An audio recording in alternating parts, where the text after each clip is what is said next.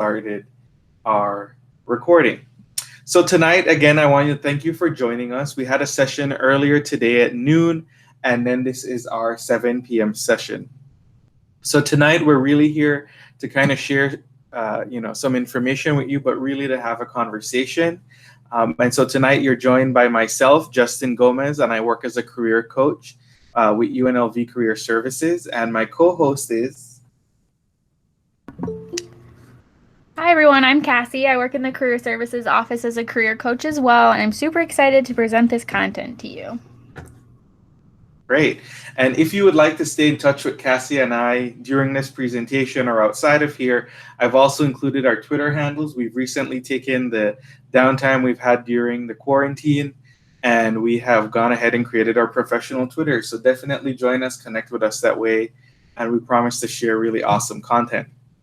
So what can you expect today from us? We're going to talk a little bit about how to stay active during COVID-19, and not just physically active, but virtually. Then we're going to explore some virtual networking tools that could be really useful for you during this time. And then we're going to cover a little bit of informational interviewing, and then talk a little bit about phone and video interviewing if in case you happen to have an interview during this time. And then, of course, we want to make sure we open it up to you all for any questions and make sure that you walk away with some answers tonight. So I'm going to go ahead and check if there are any questions before we get started.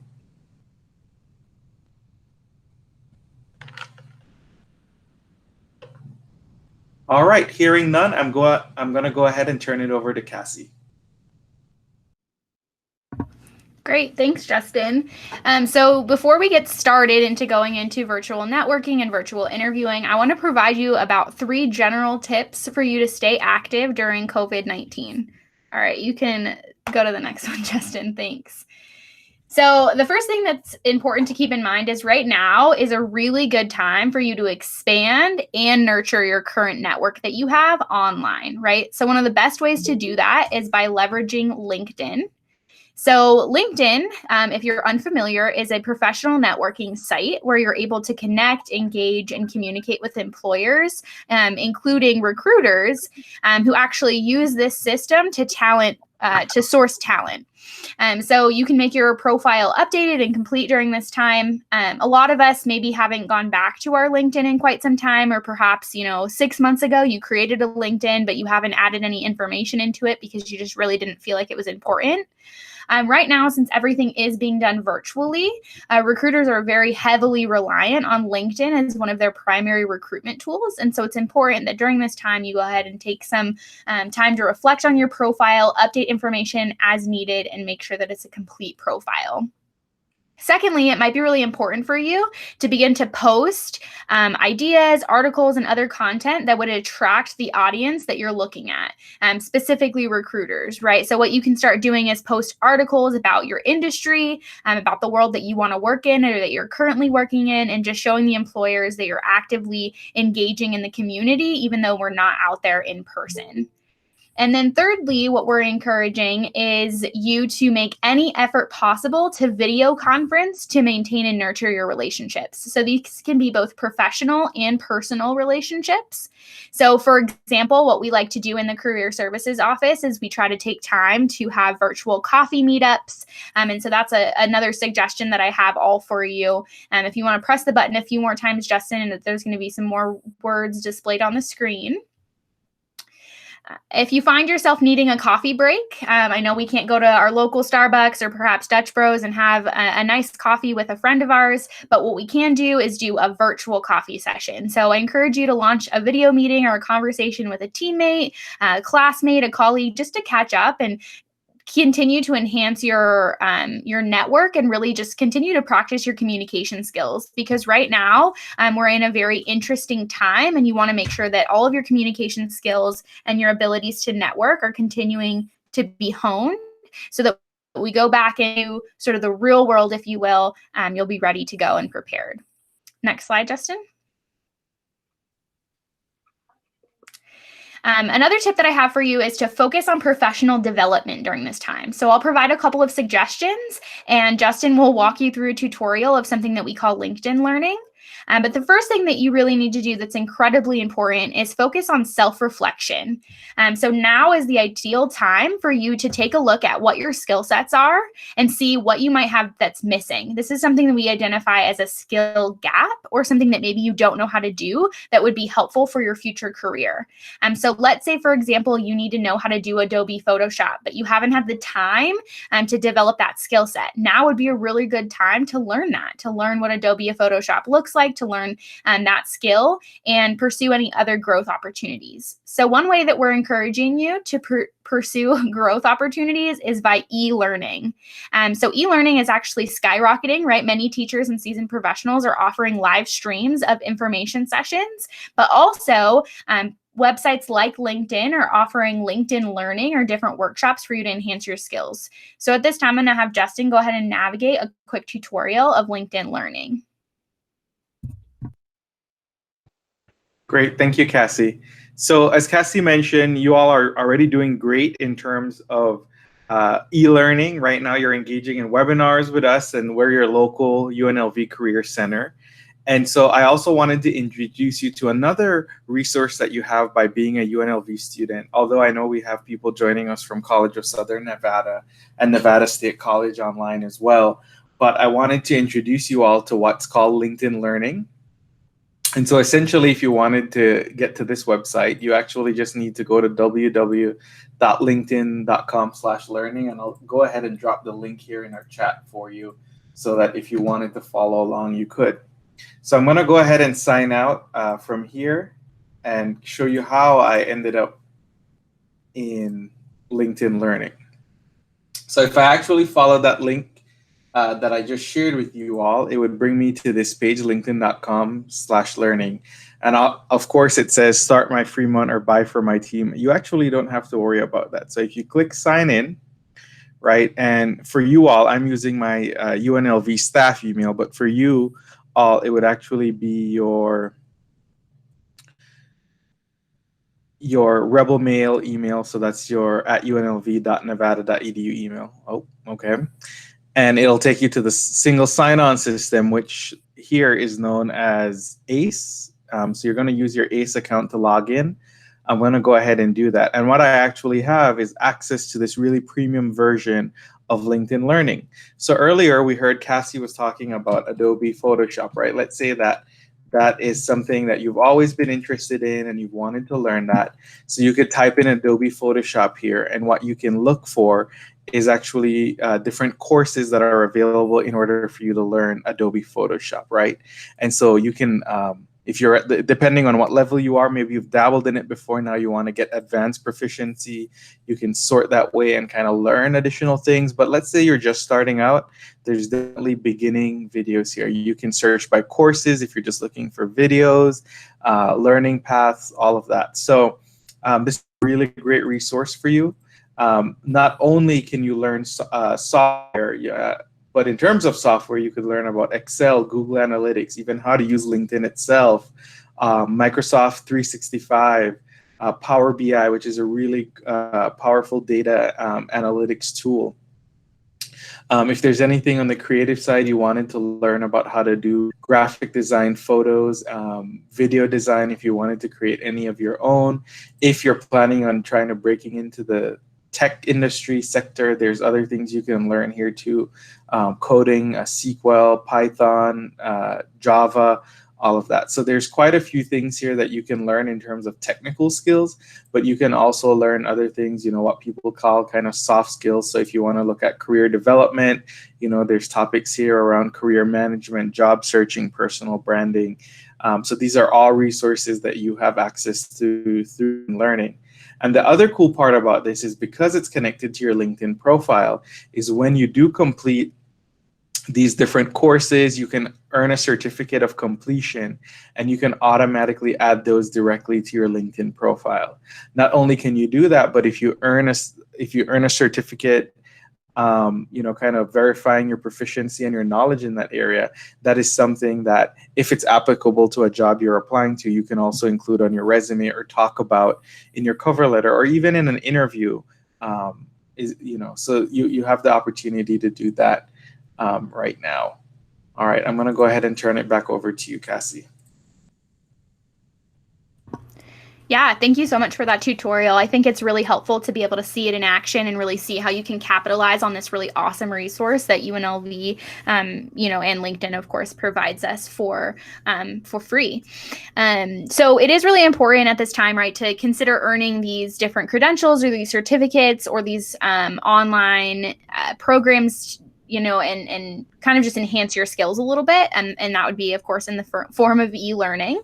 Last but not least, what we encourage you to do during this time, as it relates to your professional development, is to practice your phone and video interviewing / just video and phone conversations, right? A lot of what we've been doing is this in-person communication. We've done a really good job of communicating, in person, knowing how to shake hands, knowing how to make those connections in that right in-person format. But maybe something that you haven't done is practiced for video or phone interviews or interactions. So it's important not to neglect the power of practicing for video interviews. This will help you, gather momentum as you start to approach more phone and video interviews in the future. Something that you can do in these practice sessions, right, is to analyze your posture, your eye contact, tone of voice, and just really figure out how you are and how you come off and come across during these virtual interactions so that you can really ace your next online or phone interview.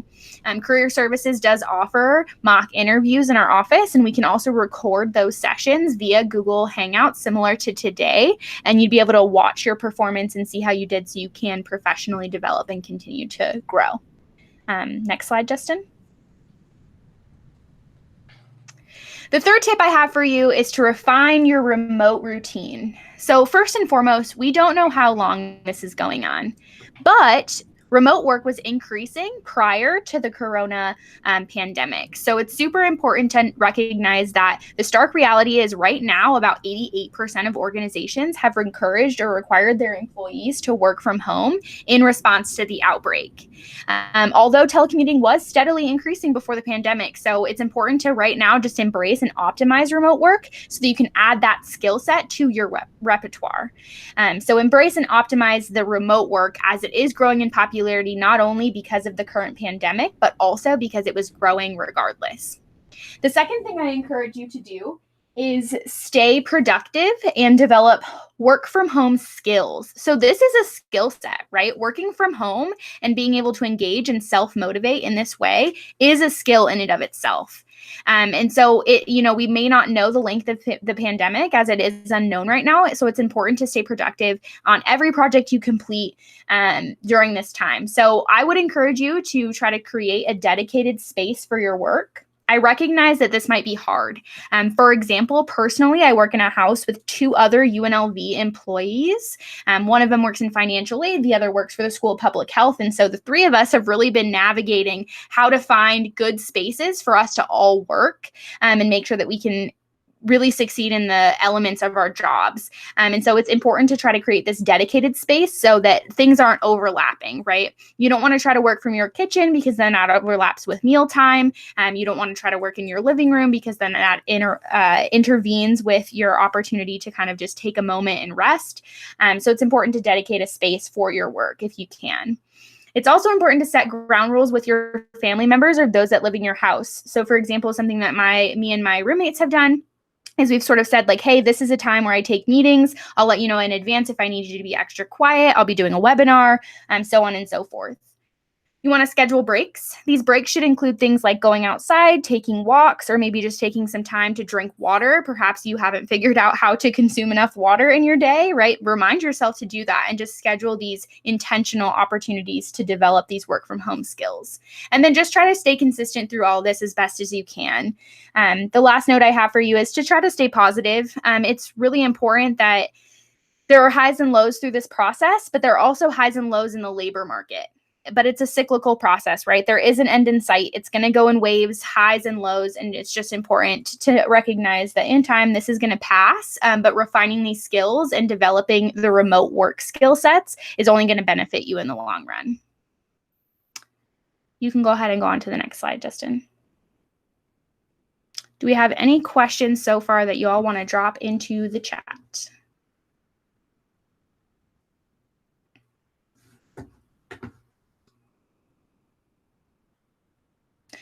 I saw a all capital yes, so I'm guessing we're going to wait on a question from one of our participants. So we'll just go ahead and give that a few moments.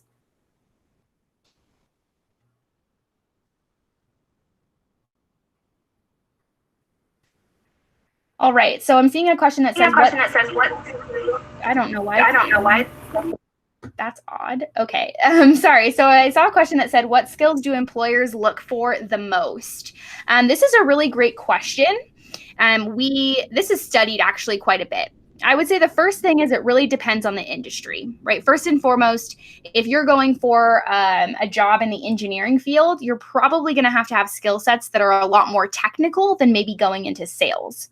However, across the board, an organization known as NACE, which is the National Association of Colleges and Employers, they put out a list of something we call core competencies, which is something I'll drop in the chat.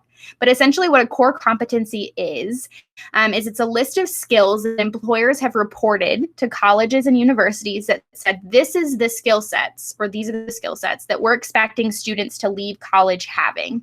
So I'll go ahead and drop a list of those skills into the chat, or the link to those skills. And that would be what I would say that employers are looking for most. But then you might have to adapt your list of skill sets based on the industry you're applying to, right? So if you're going into sales, you might have to have more interpersonal and sales skills versus going into something like engineering or cybersecurity. You might have to have an advanced technical skill set to do that job. Does that answer the question for you, Roy?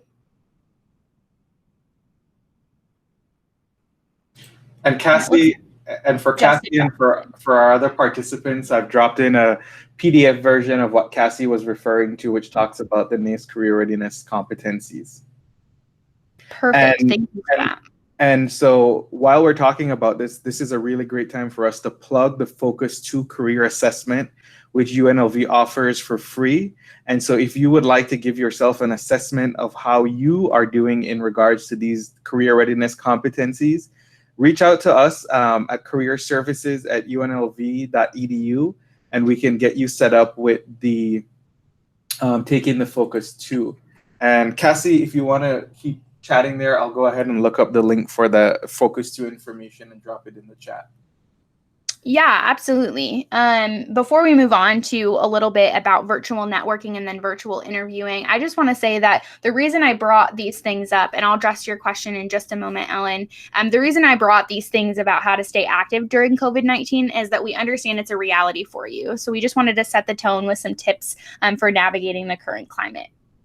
To address the question just dropped in the chat, the question is, how do you suggest we research the skills specifically for a potential field we want to work in? That's a really great question. So my recommendation for you is to look up various job descriptions for the positions that you're interested in, right? Or the field that you're interested in getting into. So let's say, for example, you want to be a marketing specialist. What I would do is do a Google search of a couple of different marketing specialist or marketing manager job descriptions and see what types of skill sets they're asking for in those position descriptions. You're going to notice an overlap. So that's what would allow you to identify the skills needed for that position. But there's also a website known as ONET Online. And ONET Online is a really great resource for you to figure out what types of requirements you might face in a potential career path. So I'll also have us drop that link to ONET. What you can do on that site is go to the search bar, type in the job or the field you're interested in, and it'll bring up a really big description of the skills, tasks, abilities that you'll be required to have, including what educational level you'll be required to possess to do that specific job. So Ellen, I think both of those strategies are really good to navigate to figure out what types of skills you'll need for a potential field. Does that answer the question for you? And it looks like Justin just dropped that ONET link right in there, so you'll be able to use that as a resource. Yes, and so I also dropped in the link there for you all to get access to Focus 2, which is available to you for free through UNLV. And you'll just need to reach out to us through email in Career Services so that you can get access to it, I believe. But if I could just really quickly on my screen here show you what it looks like. So once you log in and you have access to it, Focus 2, in terms of am I career ready, gives you the ability to kind of go through these different competencies and you answer some questions. And obviously, I don't want to start this module right now, but when you're done, it can give you actually, a pretty good overview of where you are in terms of like those skills and all of that. So I'm not going to go through that right now, but I just wanted to give you an idea of how you can use the Focus 2 and what that would look like for you. And then while we're on the topic, and I'm going to go over this, I was going to go over this in a little bit, but Ellen, since you posed the question, I also wanted to share another resource that you can use for doing research, which is called Vault. And this is something that you all have access to.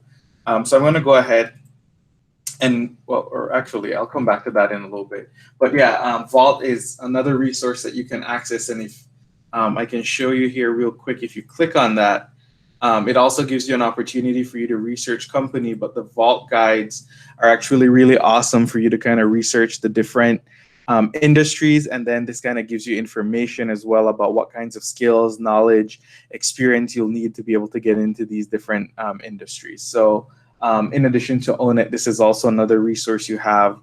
This is available to you through the UNLV library, and really great resource for doing that kind of research.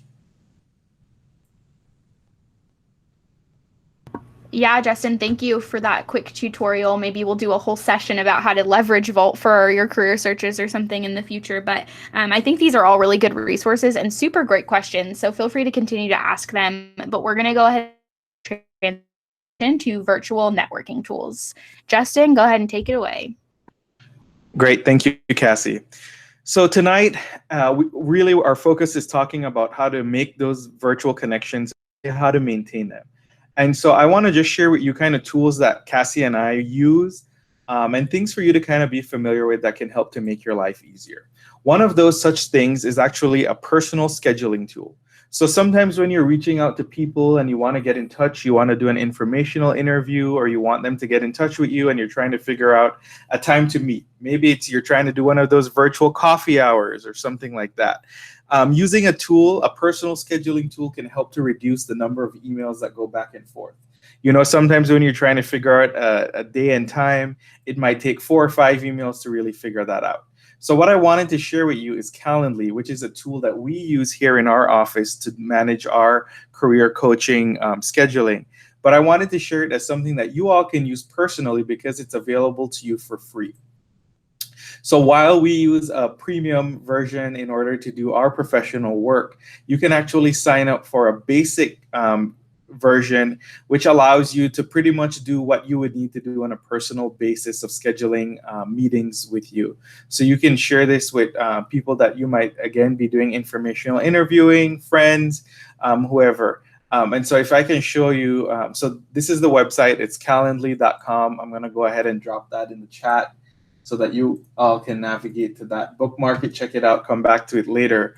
But I'll show you kind of on the back end what my account looks like and how it works. So it actually integrates for me with my Google Calendar, and it allows me to be able to, again, put in, for me, all my different meetings and everything.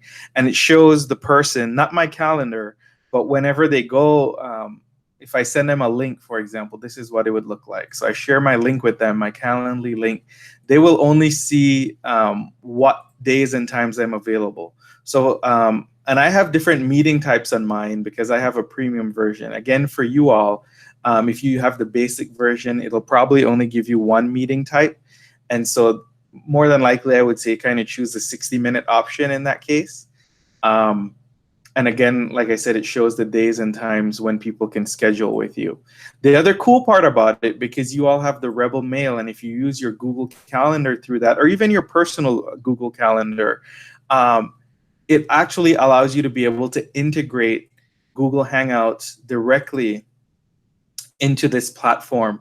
And so that's really super helpful.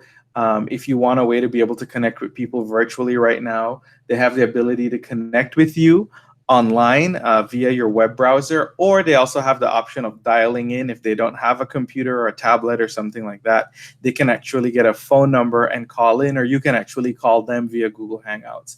And that's something that you have access to through UNLV. So again, we're trying to share with you tools and resources that you can use that are free and that we use ourselves. And so I see that we have a question in the chat.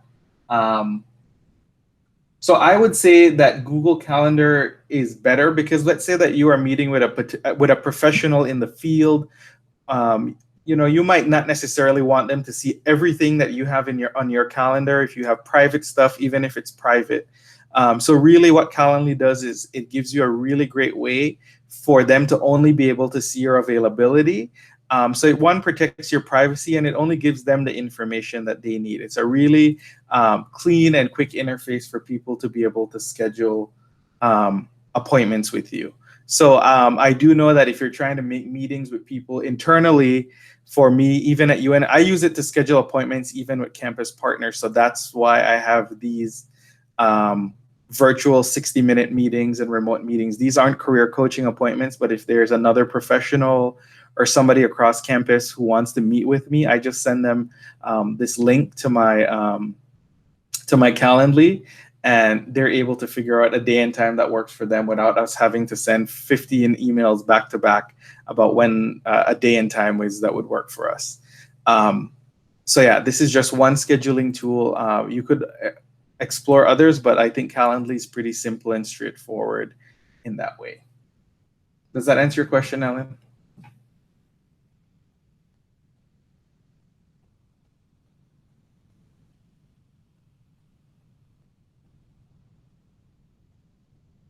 Okay, so moving on to other tools that you should be familiar with. Oh, there we go. So as you decide to, conduct your own informational interviewing, or you might get invited for an interview, there's different web conferencing tools that companies will use in order to meet with you virtually. So again, one of them that I was talking about earlier is called Google Meet or Google Hangouts. They're practically the same thing, and it works right from your web browser. This is what we're using tonight in order to host this webinar. But there's other platforms such as Skype for Business, and this recently has undergone a transition with Microsoft Office 365, and for some companies, it might be now known as Microsoft Teams, and that might be a way that they might set up interviews with you. So this is just a way for you to kind of familiarize yourself with the different tools that are out there. One that we also use here at UNLV is called Cisco WebEx, and this one allows you to do large kind of video conferencing for up to 1,000 or I think up to 10,000 people on some of their events. This is one that you also have access to through UNLV. Of course, there's always the classic FaceTime if you own an iPhone or an Apple device. Zoom is another common one, which I like. They've been getting some negative press recently. I'm not trying to promote them, but I do like that they offer a free version that people can use, to do one-on-one meetings. It's more than enough than you will need for your kind of personal / professional use. So they do offer a free version that you can, again, sign up for with your Google account, and which is really cool because Calendly also offers an integration for Calendly. Calendly offers an integration for Zoom, just like they do Google Hangouts. So that's another one that's worth checking out. And then there's also Blue Jeans, which is one that's mostly used kind of by companies. They don't really offer any free individual basic plans. But this is another video conferencing tool for you to be aware of, as well as GoToMeeting, which is another webinar platform offered through Logitech. That's another one that you can look at. Great. So any questions so far about virtual tools?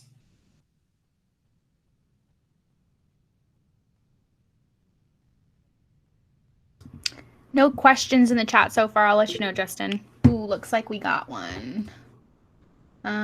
Nope. Our participant said that we answered their question, but I think you can continue and I'll let you know if anything pops up. Okay.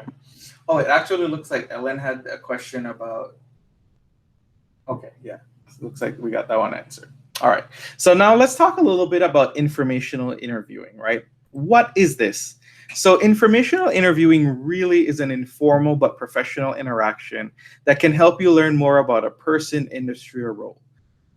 It's really a research tool, and the objective is to learn, not get a job. So, for example, when I was looking into graduate programs, I wanted to learn more about what the programs had to offer, learn more about the types of research that people were doing. So, one of the places that I actually came to do an informational interview in person was actually here at UNLV to learn more about the PhD program in higher education. And sometimes, and the way that I got that informational interview opportunity was really using my network. So, one of my mentors graduated from that program. And so I kind of asked them if there was anybody that they were still in touch with that they could put me in touch with that could help me learn more about the program and if that program would be a good fit for me. So I came and I did that informational interview. Again, it was just to learn. I learned more about the admissions process. I got to kind of ask the questions I wanted and tried to figure out whether or not I could really see myself in that program. Fast forward, went through the application process. The person that I did my informational interviewing is now my advisor. I got admitted to the PhD program, and now that person is actually going to be my mentor and advisor going through that PhD program. So that's just one way that I use informational interview, and it ended up working out that way. I didn't plan for it to work that way. I didn't know whether or not I would get in to the PhD program at UNLV and whether or not I would actually do it. But it was a really great way for me to get more information. And so some of the potential benefits, as I talk about them, I used it in that instance in order to learn more about a graduate program, but you could also use this as a way for you to find out about companies and jobs you're planning to go into. Really great way for you to get firsthand information that you might not be able to find online. So even if you do research through Vault, through Glassdoor, Yelp, that might still be older information. People might not be updating it as often. So this allows you to get that firsthand experience. Also, let's say you're not able to find an internship, in particular in the area that you're interested in, particularly right now with the COVID-19 quarantines and people working from home, there might not be opportunities for you to do internships. But informational interviews are another great way for you to find out about different career paths and opportunities, right? So when once we go back to working, normally, I want to say, quote unquote, normally, right? There might be opportunities. And so this is a really great way for you to start getting your foot in the door, getting your name out there. Informational interviews are also a great way for you to get tips and insider knowledge about how to break in. So when I came for my informational interview that I did here at UNLV, I got to learn more about the program. I got to learn more about what GRE score I would need to get in order to at least meet the minimum qualifications to get admitted. So that's the kind of good stuff that they might not post online, but that you can find out by coming in and asking questions. Maybe you want to find out what it's like to work for a company or organization. And again, if you don't have access to getting an internship, then doing an informational interview is a really great way for you to hear directly from somebody who's working there.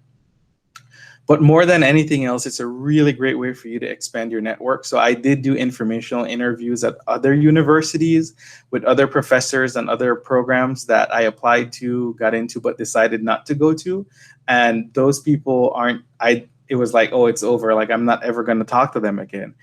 They were people that actually, could have been potential mentors if I had gotten it, if I had decided to go to those PhD programs. And so my goal is to still maintain a professional relationship with them, because when it comes to working in academia, it's actually a very small world and people really kind of know each other. So it's really important for me that I maintain those relationships.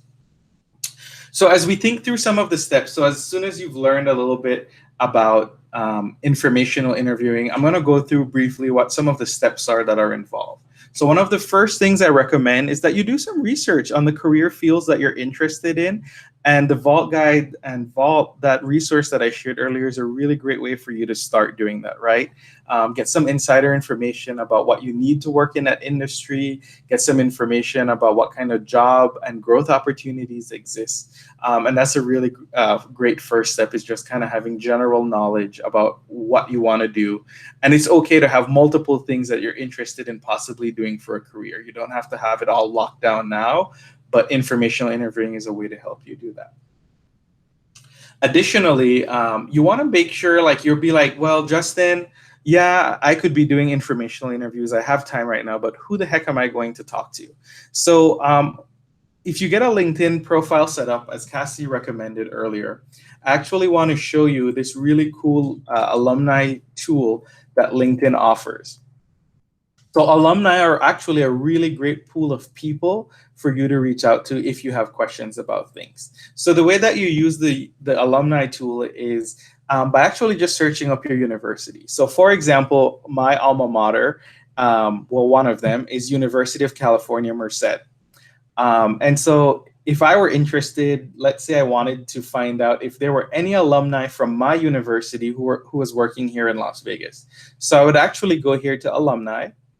And here it shows me where they live, if people share that information, obviously. So there's about 12,000 alumni living in the US. It tells me where they work, where they live, that kind of stuff, right? So for example, I would like to find out if there's anybody who is living in Las Vegas. So I go ahead and I enter that, and I let LinkedIn do its thing. And so what I see is that there's actually about 31 alumni who are actually living in the Las Vegas, Nevada area. So for example, Ashley, who is somebody that I know when I was going to school, right, is currently working as a recruiter at a medical staffing service, right? So let's say I was interested in transitioning from working in career services and wanting to go and work in the private sector in staffing. I might reach out to Ashley and be like, hey, yo, I noticed that you went to UC Merced too. And I'm very interested in what you're doing. Would you be interested in spending 5 or 10 minutes talking with me a little bit about what you do in your job or what you do at your company, right? So again, this alumni tool is really useful and effective in that way. But for you all being at UNLV, you have access to that same thing. So let's say that you wanted to search for alumni. It looks like there's about 110,000 of them on LinkedIn. So that's great. You have about 110,000 people to choose from in terms of an informational interview. But let's say maybe you wanted to get more specific. Maybe you are interested in working for Zappos. It looks like there's about 153 alumni who have their information on LinkedIn that are working at Zappos. So you could click on that and it'll pull up people who, again, are UNLV alum and who are currently working at Zappos, right? And so these are people that you could potentially reach out to kind of talk about, depending maybe on what their major was or what kind of job they currently have. Not everybody has their name and information public. They have their right privacy too. But this is also a really great way for you to kind of reach out to people that way. And what you have in common is that, one, you're at UNLV and that they've graduated from UNLV. And I believe that our alumni are always looking for ways to kind of give back and help other students. And the worst thing that could happen is they could say no, and then you could try somebody else. As you can see, there's about 100,000 people there that you can reach out to. Great. So then you've done some research on the field, you've identified potential people for you to interview. Then really, how do you prepare the interview? Well, one way that you could do that is actually using a resource that we provide for you known as the UNLV Career Handbook. So some of you might already have a physical copy of this, but we're also going to provide you with a link to download a PDF version of it. And so on page 30 of the UNLV Career Handbook, there's actually a page here that talks about networking and also talks about informational interviews. So I'm not going to go too in depth about the kinds of questions you could ask during an informational interview, but this kind of provides additional details about how you actually put together an email or how you put together some type of correspondence in order to reach out to somebody. So check out page 30 on the Career Handbook. And Cassie, if you wouldn't mind sharing the link for that, I'd really appreciate it. So then once you've done the research, you've identified people, you've kind of done some preparation for the interview, you want to go ahead and initiate contact. So whether you're going to contact people over LinkedIn, but also think back, do you have business cards from anybody who you've met maybe at a networking event? Maybe you went to the career fair last year, or you participated in a virtual career fair earlier this year. If you have their contact information, think about how you want to reach out to them. Then you actually want to go through the process of conducting the interview. So once you've made that initial contact, they said, yes, I'd love to talk to you. Go ahead. Again, I shared with you that really awesome personal scheduling tool, Calendly. Send them the link. Send them some days and times that you're available and say, hey, use this. And it'll connect us via Google Hangouts. I look forward to talking with you. Once you do the interview, sometimes it could be a 15-minute conversation, 30-minute conversation. It just depends. You also want to be respectful of their time as professionals, and so you don't want to be keeping them too long. So kind of try to feel it out and see how the conversation is going. I think 30 minutes is a really good time frame to aim for. Once you're done with the interview, make sure you follow up, send a thank you note, and make sure that you stay in touch with them. So in terms of thank yous, when you're doing an actual job interview, the practice is usually within 24 hours you send a thank you note. But for an informational interview, you don't have to be so pressed for time. You could send them a thank you a week later, 2 weeks later, particularly if you talk to them and they kind of give you some advice, or maybe they told you to look into something and you did and it ended up working out, or it ended up being really great. Kind of use that as a way to kind of, thank them for that, saying, hey, that information you shared with me was really helpful and it allowed me to, learn more about, what we talked about. And then the last thing that you definitely want to do is stay in touch with them. And so what I wanted to do real quickly is share with you all one of my students from Cal Poly that I used to work with. I was her career success coach.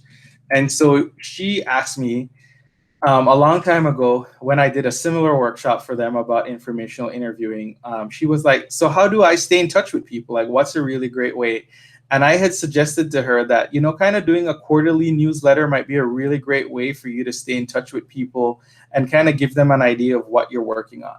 So let's say your network is growing, you don't really have a lot of time to send people individual emails. Nobody's going to be mad at you for putting something together like this. So what she did was she created a quarterly newsletter that she would send out to people that kind of gave them an update of what she's been doing, new opportunities, what she's learned, and people could kind of read that on their own time. And you could send it out to multiple people. It's something that she's also posted on her LinkedIn. And as you can see here, she right now during the quarantine has created a personal website for herself where she's featuring her work and doing that kind of stuff. So this is just an example of one of the things that you could do. And I talked to Lauren about using her work, what she's done on this website and this quarterly newsletter, as an example of something that you all could do. So I just wanted to share that with you. Any questions?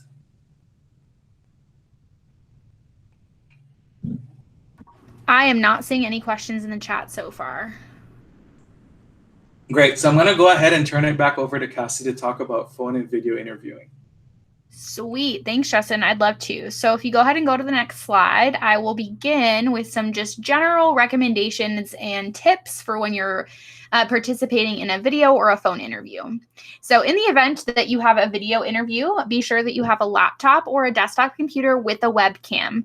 I do understand how sometimes this might not be an option for you. And so borrowing, from a friend or from, your local library or something along those lines might be a strategy that you implement into your process. Secondly, if you have a phone interview, I would encourage you to have a cell phone or a landline with a stable connection. One way to ensure that you have a stable connection is by practicing ahead of time. So perhaps do a 10 to 15-minute phone call with a friend or family member in the exact spot that you plan to do your phone interview in. And that will ensure or tell you that at least your connection on your end will be strong during the interview.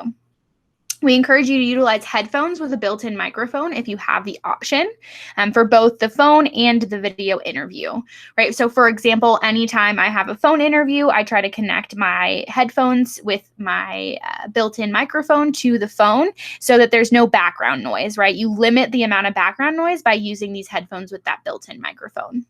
As I mentioned, ask any friends or family members if you can borrow equipment if you need it. We encourage you to avoid coffee shops or communal spaces with any background noise. Of course, right now, that's not really going to be something you have to worry about, being that we are all in quarantine. However, ensure yourself in the future that you're not doing any of these interviews in any community spaces so that you can limit, again, that background noise. Next, we encourage you to have your resume, a notepad, and a bottle of water handy during these interviews. So your resume will help you pull from things from your previous experience to talk about in your interview. The notepad will allow you to jot things down that maybe you want to talk about at the end of the interview, or just remind you for your thank you email. Maybe you want to jot something down that one of the interviewers said to you. And then a bottle of water to just clear your throat and make sure that you have a very clear voice while you're speaking. Lastly, we encourage you to send a follow-up email that says thanking the interviewers for their interaction and for their time. You want to send this thank you email within about 24 to no more than 48 hours of the interview. 24 hours if you can help it, because you want to make sure that your interview is fresh on their mind when they receive the email. If you have your interview at the end of the business day, the next morning, bright and early, is a good time to send your email. However, if you have it sometime in the early part of the day or the afternoon, I encourage you to try to send your thank you email by the end of the business day. Next, I want to talk a little bit about testing your technology. So you might have some challenges during your interview. To avoid those technological errors or delays, you want to perform any and all updates on your equipment before the interview. So if you're utilizing it for a video interview, I would encourage you to make sure that your laptop or your desktop is completely updated and ready to go before the interview. Second, I encourage you to download any apps or plugins that are needed for the interview on your computer ahead of time. So let's say, for example, you're doing a Zoom interview. You want to make sure that you download Zoom onto your laptop or your computer before the interview and make sure that it works and it runs successfully. This will avoid any issues with running late to the meeting or the interview or anything along those lines. Third, you want to make sure that you have a professional username. So let's say, for example, you have a Skype interview and you used Skype, many years ago when you were in middle school or high school, and you have an unprofessional username. You want to make sure you create a whole new Skype account, make sure that your information is professional and you're using that for the interview as opposed to any personal accounts. Fourth, just make sure that you're testing all of your equipment. So test your camera, test your microphone, and test your internet connection. You can do this with family or friends. You can do this with colleagues, or of course, you can do that with career services, and we can help you as career coaches. Do a trial run with people asking you questions, you responding, and making sure that your voice is clear, that you're consistent, and you're avoiding any technology errors that you might experience in the interview. Next slide. Third, you want to try to limit any distractions. So some of the ways that you can do this is, first and foremost, if you can help it, you want to choose a location that's free from children, roommates, or pets. However, we do totally understand that the reality is this may not be possible. So what I always encourage before phone or video interviews is by letting your interviewer know at the beginning that this might be a distraction that you experience. So let's say, for example, you have children. You have a 3-year-old and they may walk into the room while you're interviewing. You might want to just preface that ahead of time that, hey, I let my, roommates or my children know that I'm in the middle of an interview, but of course they have a mind of their own. So I just want to let you know if there's any sort of disruption, I'll try to navigate it as best as I can and get back to the interview as soon as possible. Something you can do to avoid outward-facing distractions, meaning anything that may come to you, for example, a mailman coming to your door or somebody ringing the doorbell, I would encourage you to put a sign on your door asking people not to ring the doorbell for a specific amount of time. This will avoid your doorbell ringing or somebody knocking on your door in the middle of the interview.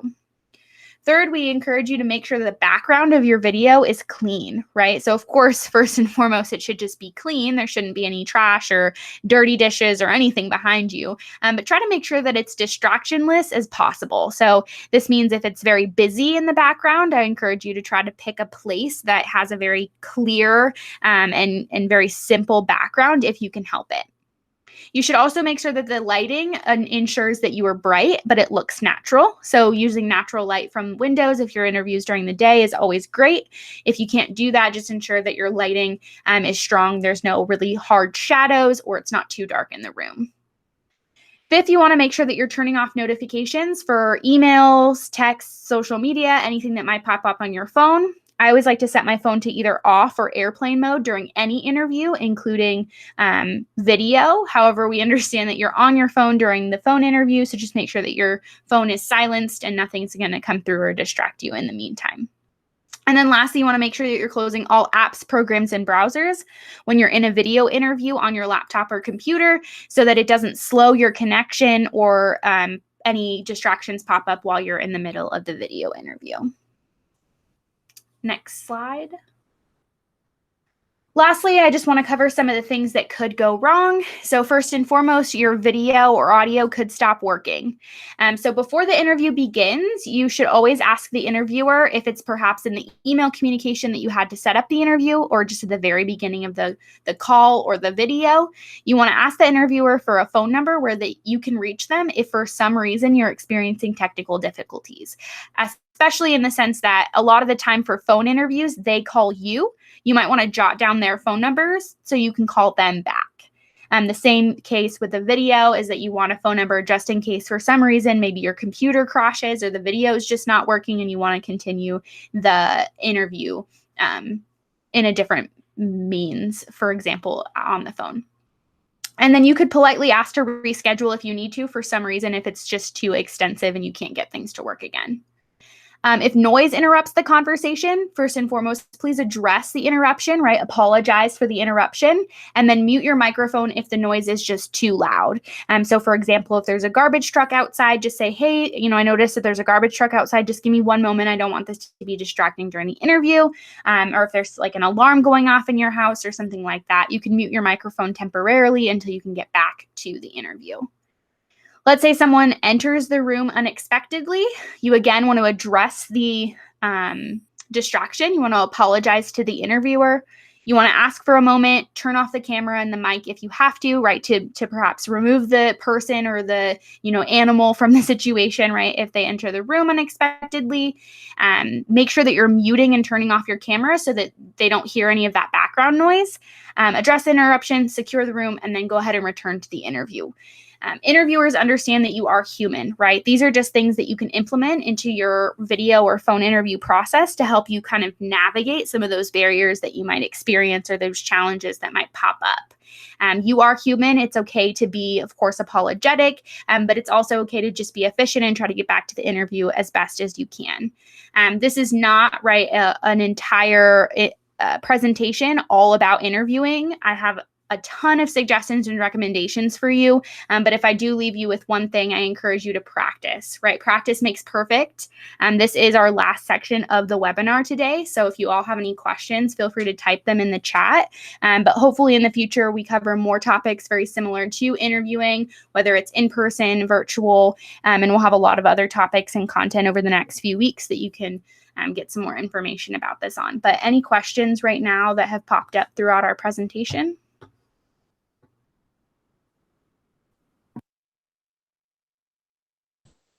Cassie, I haven't seen any new questions. Oh, actually, we just got one, and I can take this if you'd like. It says, how do you know if an interview went well? Well, you'll know if an interview went well if they actually call you back and they invite you for a second interview or they make you a job offer. I think that those are really kind of the concrete ways of knowing that an interview kind of went well. I mean, not to say that if you don't get a call back, that doesn't necessarily mean the interview went bad. But I would say that as long as you know that you were prepared, that you felt like you answered the questions to the best of your ability, then I would say that, there's, most of it when it comes to like whether or not they're going to give you a job or bring you back for a second interview is kind of out of your control.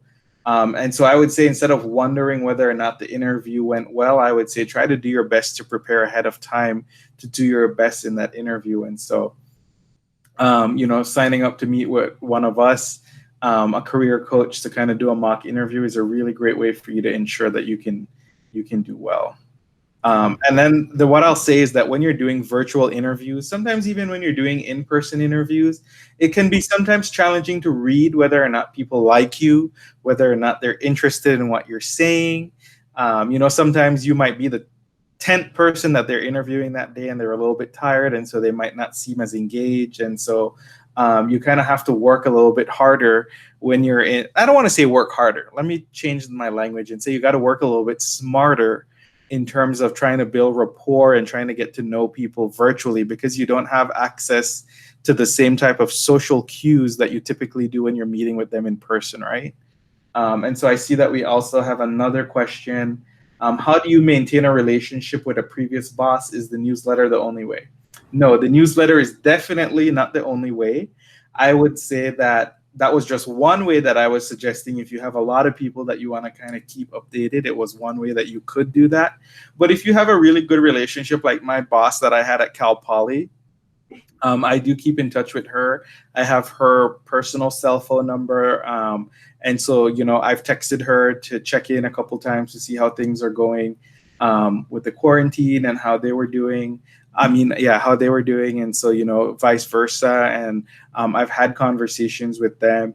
And so I really think it's kind of up to you to kind of guide and know what kind of relationship you've had with your previous boss, and know what they're kind of okay with, right? So even though I have a pretty good relationship with my previous boss, that isn't somebody that I would say that I'm going to just call up on the weekend and be like, yo, what's up? How's it going? But they're definitely somebody that if I needed to talk to, needed to vent about something or ask questions, that I could reach out to them and set up a call and be able to do that.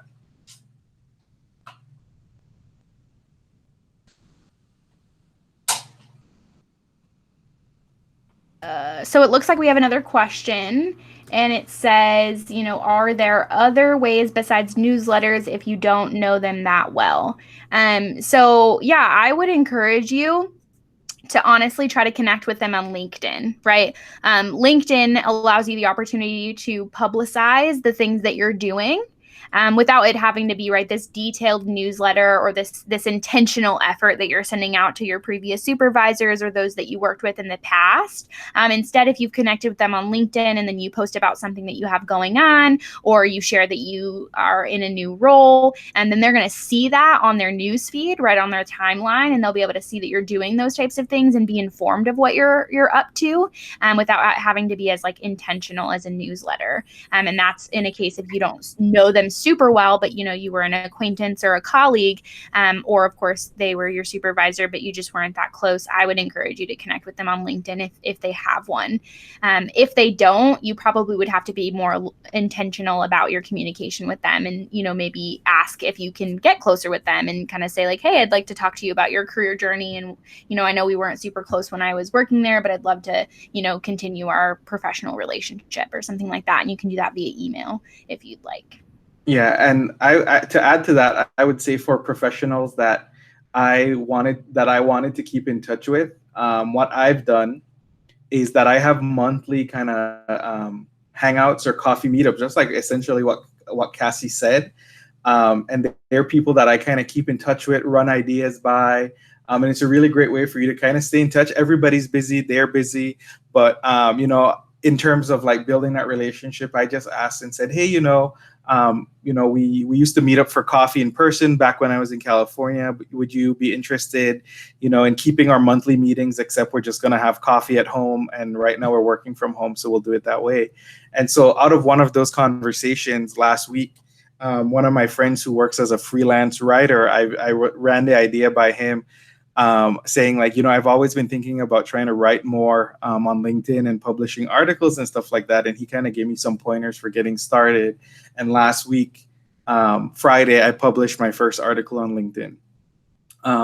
And so these are the kinds of things, when you have ideas, you kind of want to have people that, you can run by, and they'll, give you good feedback, critical feedback, help you grow, kind of help motivate you and kind of help push and encourage you. And if you believe that a previous supervisor that you work with is the kind of person that would do that kind of thing, and you want to build that relationship with them, then I would say make the time and make the investment in building that relationship. But if you know from working with them that you don't think that they are going to be that kind of person, then I also don't want to just say generally that's the best idea or the best way to go about that. So we're about out of time, but I wanted to make sure, I know we did start a couple of minutes late. What other questions do you all have for us tonight?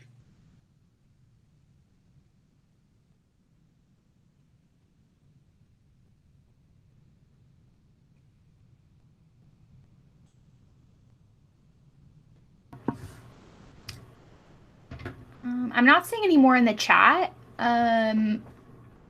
However, one of them was, could you have a workshop in the future on mentors and mentorship relationships? Yeah, we're going to go ahead and add that actually to our list of ideas for these potential webinars. We have been collecting this information from you all as participants and what you want to see. I think we can definitely talk a little bit about mentorship and what that looks like, how to find it, how to cultivate it, all of that good stuff in a future webinar. So just look out for those on our website and you'll be able to see what we have coming up. That's a super great suggestion. Thank you.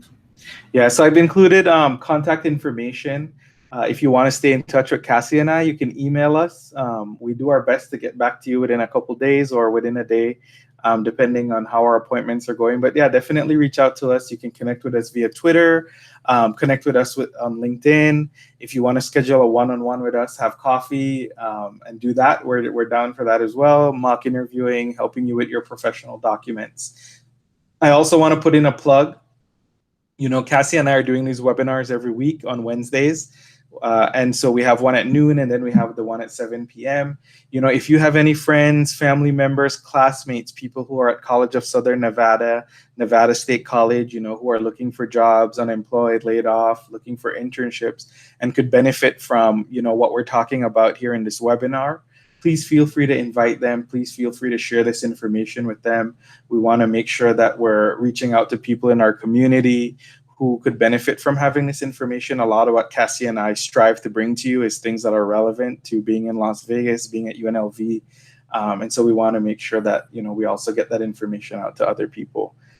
With that, I want to make sure I let you know that next week we do have a guest speaker, Greg Wilkin, who's going to be coming in to talk about leveraging human resources during the job search and also during COVID-19, and how you can use human resources to kind of be on your side.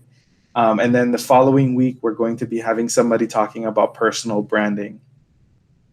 So those are kind of the topics that you can look forward to coming in the next couple of weeks. However, even when we have those topics specifically for that week, any questions you have that you just need to get out to a career coach, feel free to bring them to Cassie and I. We're going to make sure that we get those questions answered for you, get you the resources that you need.